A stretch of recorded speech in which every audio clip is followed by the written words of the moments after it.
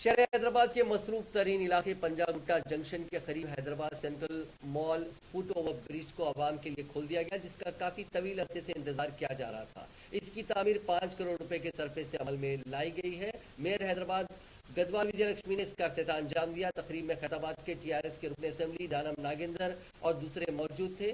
JHMC की जानिब से इसकी तामीर अमल में लाई गई है, जिससे पंजाब गुट्टा के करीब सड़क को अबूर करने में राहगीरों को काफी मदद मिलेगी। इस मौके पर ट्वीट करते हुए महकमे शहरी तरक्की के special chief secretary Arvind Kumar ने कहा कि अंदरून 6 हफ्ते शहर के मुख्तलिफ मकामात पर बनाए गए FOBs का इफ्तिताह अंजाम दिया जाएगा।